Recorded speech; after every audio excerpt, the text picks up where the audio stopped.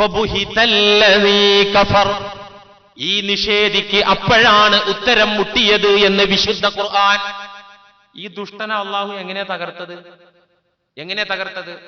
മഹാനായ Ibn Abbas റളിയല്ലാഹു അൻഹുമ പറയുന്നുണ്ട്, സ്വഹാബിയായ മുഫസ്സിർ പറയുന്നുണ്ട്, നമ്രൂദാരാ ഹുവ സ്വാഹിബുൻ നാരി വൽ ബഊള, ഹുവ സ്വാഹിബുൻ നാർ, നരകത്തിൽ ടിക്കറ്റ് എടുത്ത ആളാണ്, വൽ ബഊളത്തി, കൊതുകിന്റെ ആളാണ്. എന്താ അങ്ങനെ പറയാൻ കാരണം? അള്ളാഹു എങ്ങനെയാണ് ഈ ദുഷ്ടനെ തകർത്തത്? അള്ളാഹു ഒരു കൂട്ടം കൊതുകുകളെ പറഞ്ഞു വിട്ടു. ആ കൊതുകുകളെല്ലാം പറന്നു വന്ന് ഉപരിഭാഗത്ത് മൂളിപ്പറന്നുകൊണ്ടിരിക്കുമ്പോൾ മേഘാവൃതമായ അന്തരീക്ഷം പോലെ വെയിൽ പോലും വെളിച്ചം പോലും താഴേക്ക് വരാത്ത വിധത്തിൽ കൊതുകിൻ കൂട്ടത്തെ അള്ളാഹു ഇങ്ങോട്ടയച്ചു.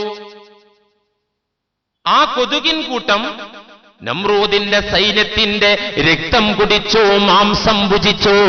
എല്ലാവരും അസ്ഥികൂടങ്ങളായി നിലം പതിച്ചു, ചത്തുപോയി, നശിച്ചുപോയി. ഒരൊറ്റ കൊതുകിനെ, ആ കൂട്ടത്തിനൊക്കെ അള്ളാഹു തിരിച്ചു വിളിച്ചു. ഒരു കൊതുകിനെ ഈ രാജാവിലേക്ക് വിട്ടു. കാരണം അവന്റെ ധിക്കാരത്തിന് എങ്ങനെ അടി കൊടുക്കേണ്ടത് അള്ളാഹ് തീരുമാനിച്ചു. ഒരൊറ്റ കൊതുകിന് കൂട്ടമില്ല, ഒരു കൊതുക്. ഇന്നും അങ്ങനെയാണ്. അള്ളാഹുവിന് ആരെങ്കിലും തകർക്കണമെങ്കിൽ ബോംബും മിസൈലും ആയുധവും തോക്കൊന്നും വേണ്ട. ഇന്നും അള്ളാഹു അങ്ങനെയാണ് പലപ്പോഴും ചെയ്യുന്നത്. ഒരു കൊതുകിനെ ഒരു ഫിറൗനിലേക്ക് അങ്ങോട്ട് പറഞ്ഞു വിടും. ഒരു ഡെങ്കി പരത്തുന്ന കൊതു, അത് വന്നിട്ട് കടിച്ച് ഒരാഴ്ച ആള് പനിച്ച് കിടക്കും. 8ാമത്തെ ദിവസം ആളെ കാറ്റ് പോവുകയും ചെയ്യും. അല്ലേ? ഇന്നും അള്ളാഹു അങ്ങനെയാണ്. അള്ളാഹു തകർക്കണമെങ്കിൽ, അള്ളാഹു ആരെയെങ്കിലും നശിപ്പിക്കണമെന്ന് തീരുമാനിച്ചാൽ റബ്ബ് ഒരു ഈഡീഷ് കൊതുവിനെ അല്ലെങ്കിൽ അണുവാഹകയായ ഒരു കൊതുകിനെ ഇങ്ങോട്ട് പറഞ്ഞയക്കാണ്. ഇന്നും അതെ. ഇതുപോലെ ആ കൊതുകിൻ കൂട്ടത്തെ തിരിച്ചു വിളിച്ച അള്ളാഹു ഒരൊറ്റ കൊതുകിനെ വിട്ടു. ആ കൊതുക് നമ്രൂദിന്റെ മുന്നിൽ വന്നു, മൂക്കിൻ ദ്വാരത്തിലൂടെ അകത്ത് കയറി തലച്ചോറിലെത്തി മസ്തിഷ്കം കടിക്കാൻ തുടങ്ങി. അല്ലാമ ഇബ്നു കസീർ റഹിമഹുല്ല ആ സംഭവം ഈ ആയത്തിന്റെ വ്യാഖ്യാനത്തിൽ ഇങ്ങനെ രേഖപ്പെടുത്തുന്നു, ബഅസല്ലാഹു അലൈഹി ബഊലത്തൻ, അല്ലാഹു നമ്രൂദിലേക്ക് ഒരു കൊതുകിനെ അയച്ചു. ഫദഖലത് ഫീ മൻഖരിഹി, ആ കൊതുക് മൂക്കിൻ ദ്വാരത്തിലൂടെ അകത്ത് കയറി. ഫമകസ 400 സന, എത്ര വർഷമാണോ ഇവൻ ധിക്കാരിയായി ഭരിച്ചത്, ഞാൻ നിങ്ങളുടെ നാഥനാണ്, ദൈവമാണെന്ന് അവകാശപ്പെട്ട് എത്ര കൊല്ലം നാട് വാണു, അത്ര കാലം ആ കൊതുക് അകത്ത് കയറിയിരുന്നു. കൊതുകിന് വേണ്ട ഭക്ഷണവും സൗകര്യമൊക്കെ ഈ തലച്ചോറിനകത്ത് അള്ളാഹു ഒരുക്കി കൊടുത്തു. എത്ര കൊല്ലം ഇവൻ ധിക്കാരം കാണിച്ചു ഭരിച്ചു, അത്രയും കാലം അള്ളാഹു കൊതുകിനെ ഈ തലയിൽ പാർപ്പിച്ചു. എന്നിട്ട് കാണാ കയ്യിൽ ഒരു ചുറ്റിക കൊണ്ട്, മരത്തിന്റെ ചുറ്റിക കൊണ്ട് നടന്നിരുന്നു ഈ നമ്രൂദ്. എന്തിന്? ഇതിങ്ങനെ തലച്ചോറിൽ കടിക്കുമ്പോ അസഹ്യമായ പൊറുതികേട്, വല്ലാത്ത ബുദ്ധിമുട്ട് വരുമ്പോ കയ്യിൽ കരുതിയ ചുറ്റിക കൊണ്ട് സ്വന്തം തലക്കിട്ടടിച്ചിരുന്നു. ഈ നമ്രൂദിനോട് ഏറ്റവും ദയയുള്ള ആളുകൾ എന്താ ചെയ്യാറ്? ദയയുള്ള ആളുകളെ കൊണ്ട് എന്താണ് ഇവൻ ചെയ്യിപ്പിക്കാറ്?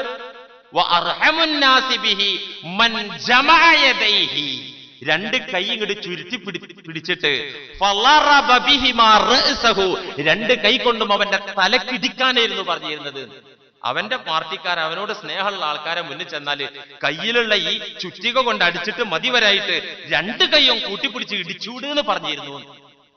ഇങ്ങനെ ഒരു ദിവസം അവൻ ചത്തു വീണു. എന്തുകൊണ്ട്? ചരിത്രം ഇത് മാത്രമല്ലല്ലോ. മഹാനായ മൂസാ നബി അലൈഹിസ്സലാമും ഫറോവ ചക്രവർത്തിയും അഷ്റഫുൽ ഖൽഖും ഖുറൈശി തമ്പുരാക്കന്മാരും, ഇവിടെയൊക്കെ വിജയം ത്യാഗത്തിനും അതുപോലെ തന്നെ പരിശ്രമങ്ങൾക്കുമായിരുന്നു വിജയം. ഇത് അള്ളാഹുവിന്റെ സുന്നത്താണ്. വലൻ തജിദ ലി സുന്നത്തില്ലാഹി തബ്ദീലാ, ഇത് അള്ളാഹുവിന്റെ ചര്യൻ, അള്ളാഹുവിന്റെ നിയമമാണ്. ഈ നിയമമാണ് ഇന്നും ലോകത്തുള്ളത്. അതുകൊണ്ട് നിങ്ങൾക്ക് വിജയം വേണോ, രാജാധികാരം വേണോ, ഇരുലോകത്തും സൗഖ്യം വേണോ, ഈ സുഹൃത്തിന്റെ ത്യാഗമനസ്ഥിതിയുടെ വഴിയിലേക്ക് സമ്പൂർണമായി കടന്നു വരിക. നമ്മുടെ മനസ്സിന്റെ മുഖത്തെ, ചിന്തയുടെ കണ്ണിനെ ഭൗതികതയിൽ നിന്ന് പറിച്ചെടുത്ത് ഉടമസ്ഥനിലേക്ക് തിരിച്ചു വെക്കുക, എന്നിട്ടങ്ങ് പരിശ്രമിക്കുക. എങ്കിൽ നമുക്കും ഇവിടെയും പാരത്രിക ലോകത്തും രാജാവാകാം. ഇവിടെ ഇപ്പൊ രാജാവായില്ലെങ്കിലും കുഴപ്പമില്ല, മരിച്ചെന്നിട്ടുള്ള ലോകം, മാലിക് യൗമിദ്ദീൻ, ആ ദിവസം യൗമൽ ഖിയാമത്തി ലാ മാലുൻ വലാ വലദു വളമ്മത്തുൽ ഖബ്രി തുൻസി ലൈലത്തുൽ ഉർസി.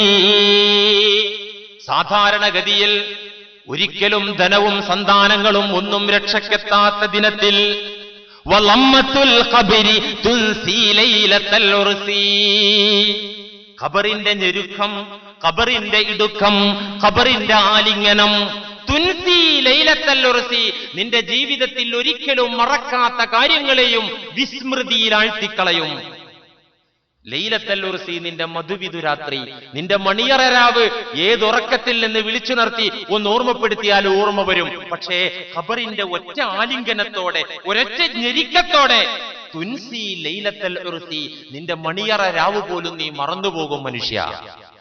അതുകൊണ്ട് യാ ജാമിഅൽ മാലി തുർജു അൻ തഫൂസ ബിഹി കുൽ മാ അകൽത വഖദ്ദിം ലിൽ മവാസീനി. യാ ജാമിഅൽ മാലി, ഈ പണത്തിന്റെ പിറകെ ഓടുന്നവനെ, എന്തിനാ നീ ഓടുന്നത്? തുർജു അൻ തഫൂസ ബിഹി, വിജയം ടാർഗറ്റ് ഇട്ടിട്ടാണ്, വിജയം മുന്നിൽ കണ്ടിട്ടാണ് നീ ഓട്ടമൊക്കെ ഓടിക്കൊണ്ടിരിക്കുന്നത്.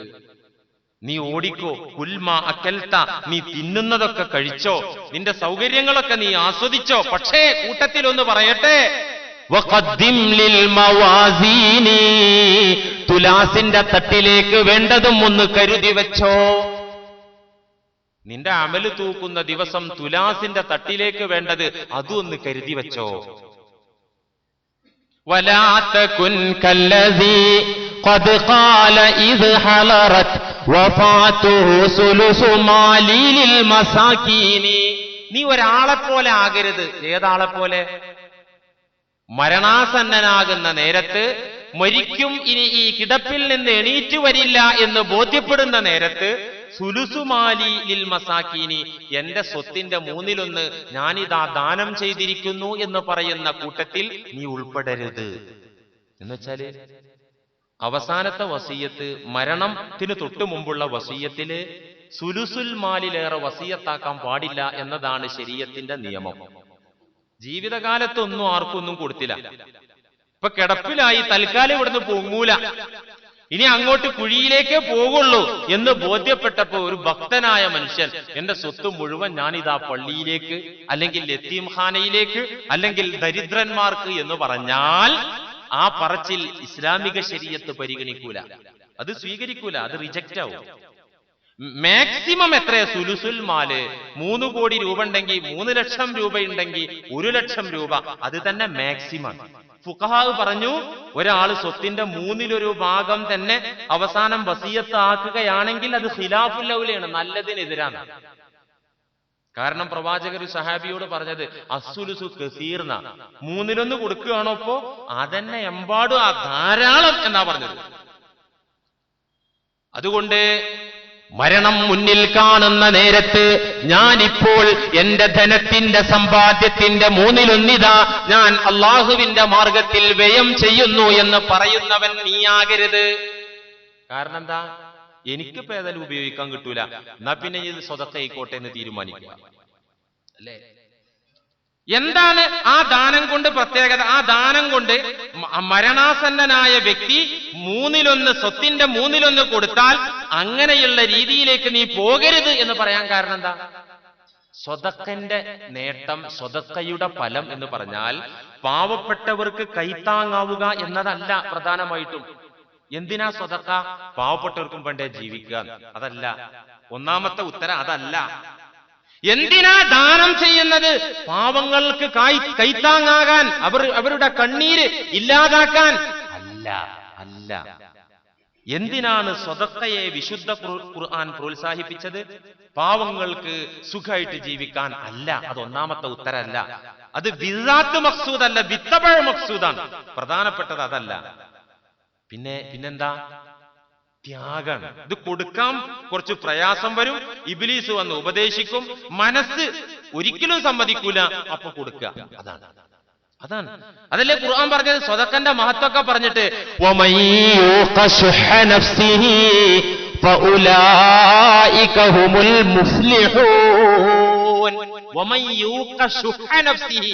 മനസ്സിന്റെ ലുബ്ധ സ്വഭാവത്തിൽ നിന്ന് ആരും മോചനം നേടി അവർ വിജയിച്ചു.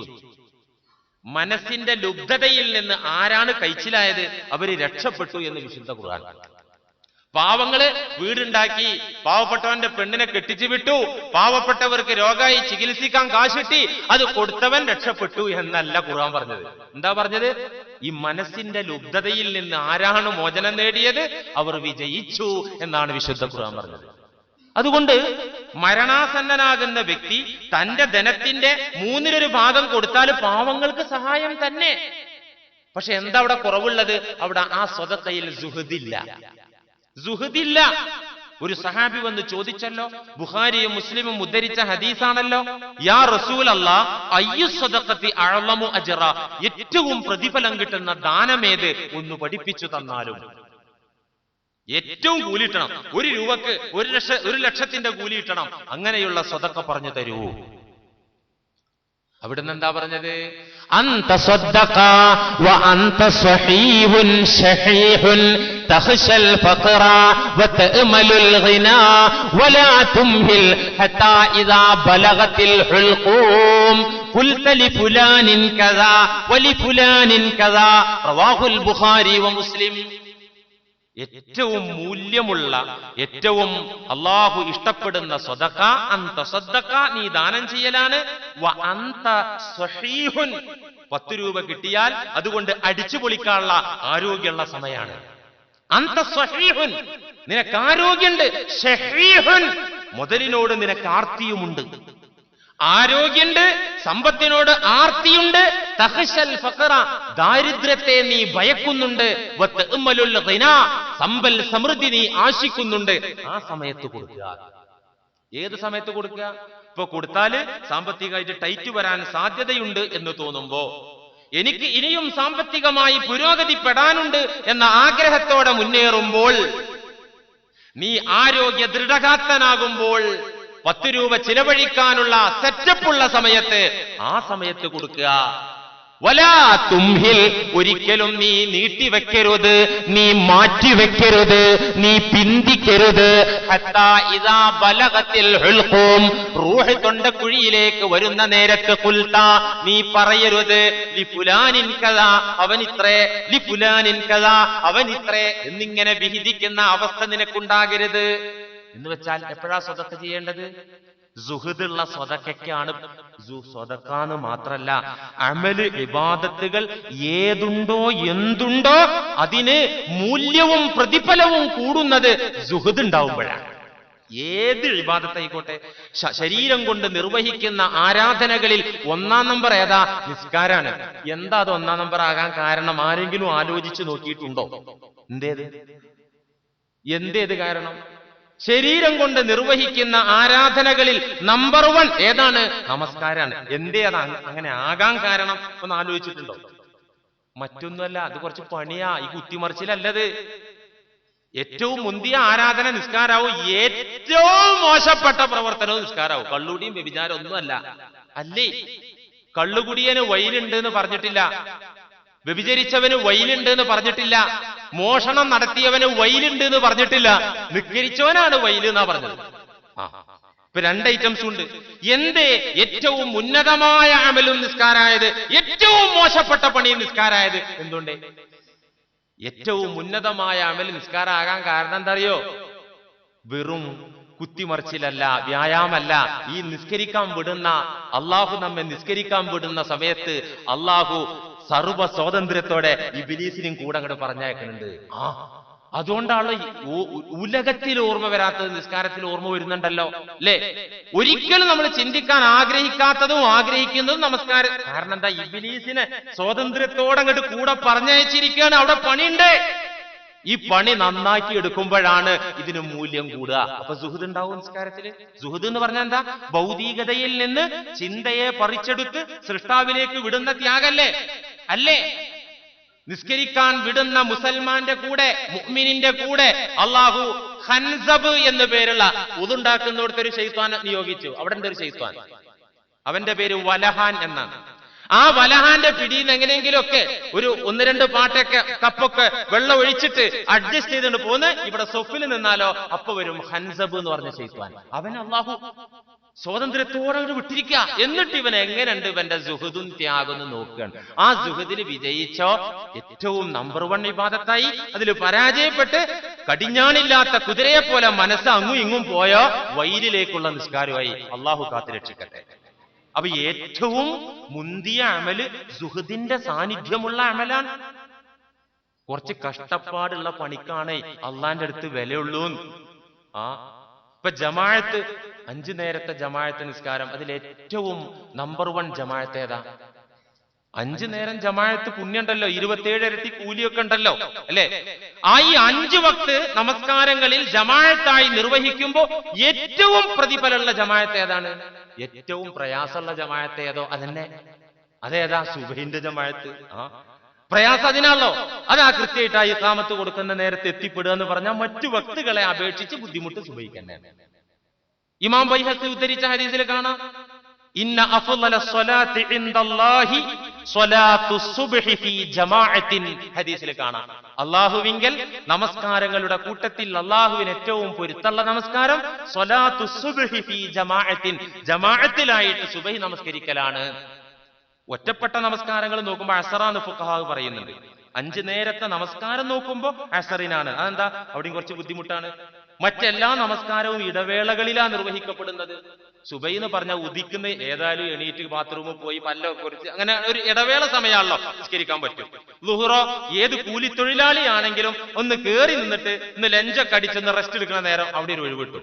മഗ്‌രിബോ പണിയൊക്കെ കഴിഞ്ഞ് വീട്ടിലെത്തി ഇശേ കിടക്കാൻ പോണ നേരത്ത് ആസറ് 2 ഘട്ട നേരാ അല്ലെ?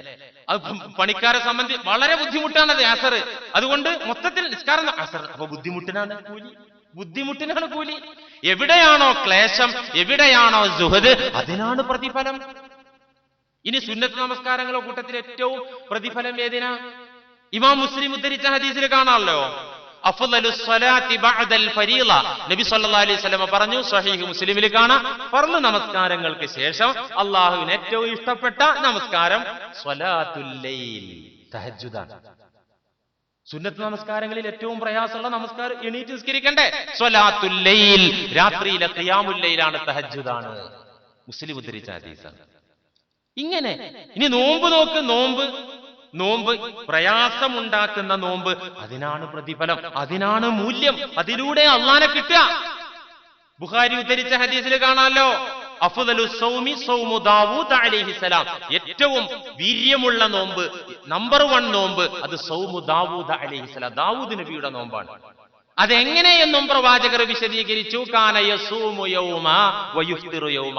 ദാവൂദ് നബിയുടെ നോമ്പ് എങ്ങനെയാണ്? ഒരു ദിവസം നോമ്പ്, പിറ്റേന്ന് നോമ്പില്ല, പിറ്റേന്ന് നോമ്പ്, പിറ്റേ ദിവസം നോമ്പില്ല, അങ്ങനെ. അതെന്താ അങ്ങനെ? എന്നും നോമ്പാണെങ്കിൽ നമ്മുടെ ബോഡി അതിനങ്ങോട്ട് ശീലിക്കും, നമ്മുടെ ബോഡി അതിനങ്ങ് ഇണങ്ങും.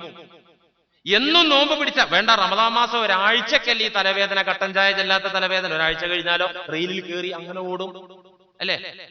അപ്പൊ ശരീരം അങ്ങ് ശീലിക്കാണ്. അങ്ങനെ ശീലിപ്പിച്ചിട്ടുള്ള അമല് വേണ്ട. ഇവിടെ കഷ്ടപ്പെട്ടിട്ടുള്ള അമല് മതി. ഇതാണ് അള്ളാഹു പറയുന്നത്. സുഹൃദ് വേണം, ത്യാഗം വേണം നിന്റെ അമലില്. ദാവൂദ് നബി അങ്ങനെയായിരുന്നു. ഒരു ദിവസം ഫുഡ് കൊടുക്കും ശരീരത്തിന്, അപ്പൊ ശരീരം അങ്ങനെ ഉഷാറോ, പിറ്റേ ദിവസം കൊടുക്കൂല. എന്നാ പിറ്റേ ദിവസം കൊടുക്കാതെ നിന്ന് ശീലിപ്പിക്കാൻ പറ്റുമല്ല, പിറ്റേ ദിവസം ഫുഡ് കൊടുക്കുകയാണ്, പിറ്റേ ദിവസം കൊടുക്കൂല. അങ്ങനെ ഒരു ദിവസം നോമ്പ്, മറ്റേ ദിവസം മുറിക്കുന്നു, പിറ്റേ ദിവസം നോമ്പ്, ഇങ്ങനെ. ഇത് പ്രയാസമുള്ള നോമ്പാണ്. ഇനി നോമ്പ് തന്നെ കാലങ്ങൾ വെച്ച് നോക്കുകയാണെങ്കിൽ ചൂട് കാലത്ത്, കഠിനമായ വേനൽക്കാലത്തുള്ള നോമ്പും മഴക്കാലത്തുള്ള നോമ്പും നോക്കുമ്പോ ഇതിനാ ഏറ്റവും അള്ളാഹുവിന് ഇഷ്ടം? ചൂടുകാലത്തുള്ള നോമ്പ് അല്ലെ? ഇപ്പൊ ഖളാ വീട്ടാനുണ്ടാവുമ്പോ വീട്ടിലെ ഉമ്മമാരൊക്കെ പറയും, ബാലികമാരോട്, യുവതികളോടൊക്കെ പറയും, ഈ ചൂടുകാലത്ത് സ്ത്രീകളാവുമ്പോ 6 എണ്ണൊക്കെ നഷ്ടപ്പെടുമല്ലോ, മിസ്സാവുമല്ലോ, ഈ മഴക്കാലം വന്നിട്ട് വർഷക്കാലത്ത് ഖളാ വീട്ടാ, അങ്ങനെ പറഞ്ഞു കൊടുക്കാറുണ്ട്. അങ്ങനെയല്ല വേണ്ടത്.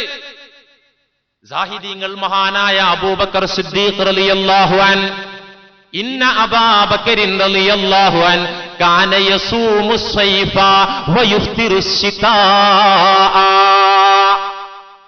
മഹാനായ അബൂബക്കർ സിദ്ദീഖ് റളിയല്ലാഹു അൻഹുവിന്റെ സുഹദ്, അവിടത്തെ ത്യാഗത്തിന്റെ കൂട്ടത്തിൽ കാണാം, കിതാബുകളിൽ കാണാം, കാന യസൂമു സൈഫ, കൂടുതൽ സുന്നത്ത് നോമ്പ് പിടിക്കുന്നത് അതിചൂട് കാലത്ത്. അതന്നെ അറേബ്യയിലെ കൊടും ചൂട്. ആലോചിച്ച് നോക്കണം. അറേബ്യയിൽ ജമാഅത്തിന് പോലും ഉഴുതറുള്ള ചൂട്. അങ്ങനെ ഉണ്ടല്ലോ, ളുഹറിന് ജമാഅത്തിന് ഉഴുതറ് പറയുന്നിടത്ത് കാണാം അതി കഠിനമായ ഉഷ്ണം. അത് ജമാഅത്തിന് ഉഴുതറ. ആ കാലത്ത് തന്നെ സുന്നത്ത് നോമ്പുകൾ വർദ്ധിപ്പിക്കുന്ന പതിവ് സിദ്ദീഖ് റളിയല്ലാഹു അൻഹുവിനുണ്ടായിരുന്നു. ചുരുക്കി പറഞ്ഞാൽ, എവിടെയാണോ സുഹദ്, എവിടെയാണോ ത്യാഗം, മഹത്വങ്ങളെല്ലാം ഇരിക്കുന്നത് അവിടെയാണ്.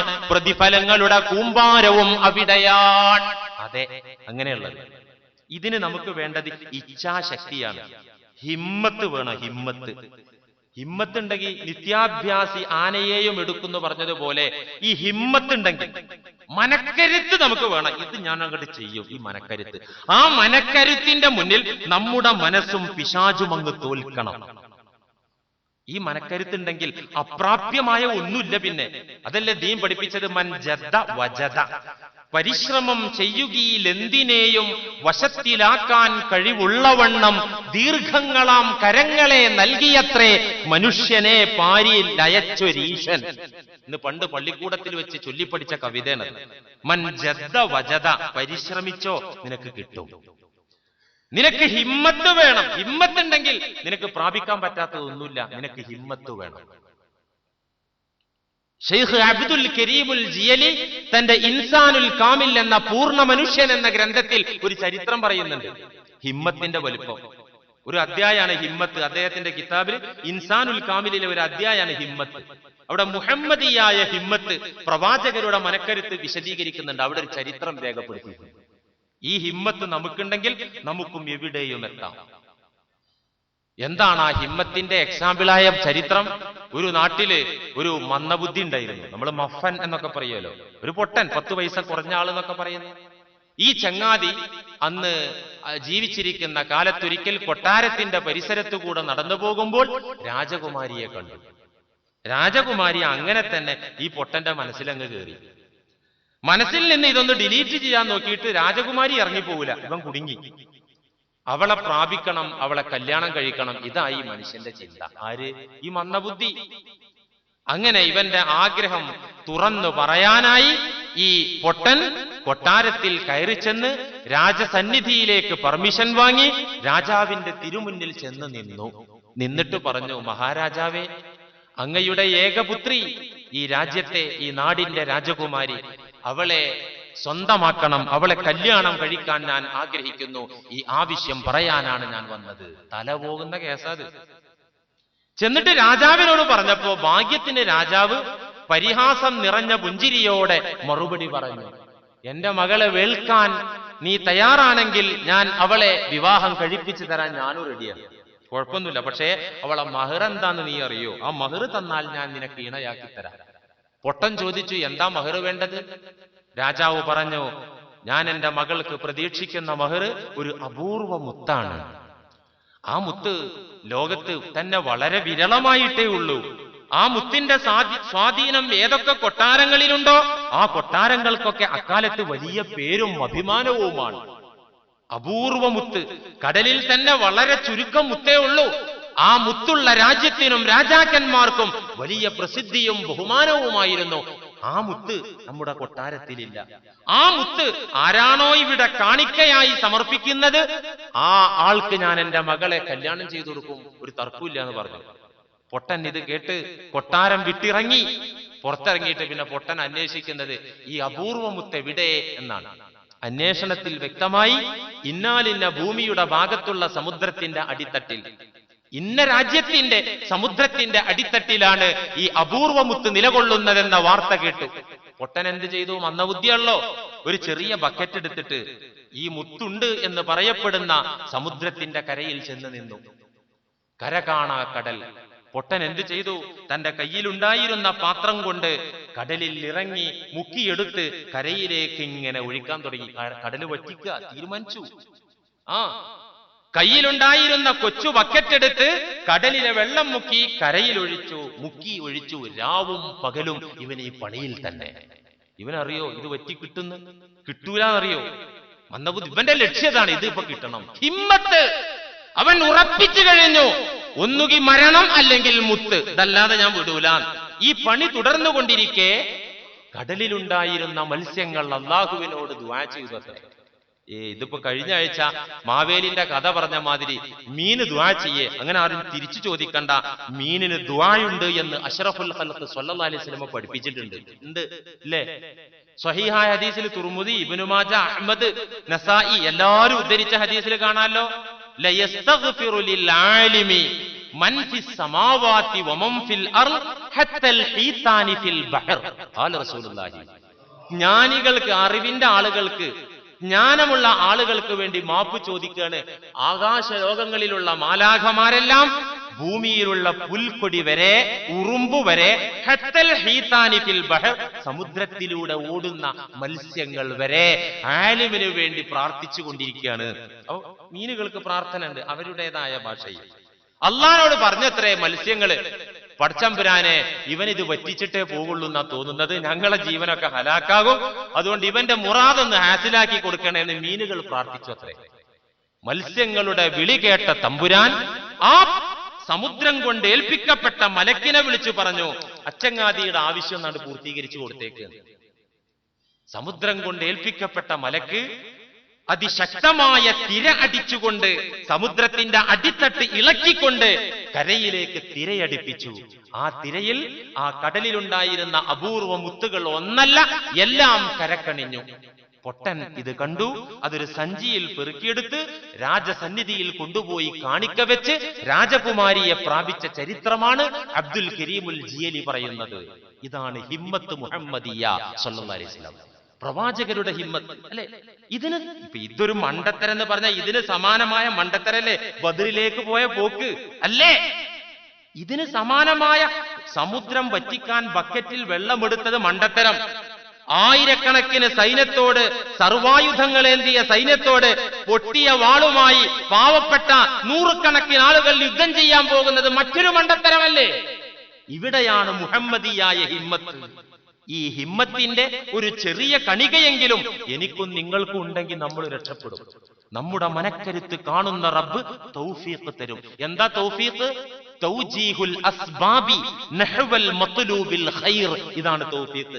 നിന്റെ ലക്ഷ്യം എന്തോ ആ ലക്ഷ്യത്തിലേക്ക് വേണ്ട ഘടകങ്ങളും നിമിത്തങ്ങളും അള്ളാഹു ഇങ്ങനെ മുന്നിലുണ്ടാക്കി തരും. ഈ മുത്ത് കിട്ടാൻ വേണ്ടി കടലിലൊരു തിര വരികയാണല്ലോ ഉണ്ടായത്. ഇവൻ മുക്കി ആർത്തിട്ട് ഇത് തീരൂല, ഇത് പറ്റൂല, പക്ഷെ അതിനൊരു തൗഫീഖ് വന്നു. ഇതുപോലെ ഹിമ്മത്ത്, ഈ മനക്കരുത്തോടുകൂടെ നാം ഒന്ന് പരിശ്രമിച്ചാൽ ഇൻഷാ അല്ലാഹ് ഇഹത്തിലും പരത്തിലും രാജാധികാരം നമ്മെ കാത്തിരിക്കുന്നു. അല്ലാഹു അത് നമുക്ക് നൽകുമാറാകട്ടെ. വ ആഖിറു ദഅവാനാ അനിൽ ഹംദുലില്ലാഹി റബ്ബിൽ ആലമീൻ. അസ്സലാമു അലൈക്കും.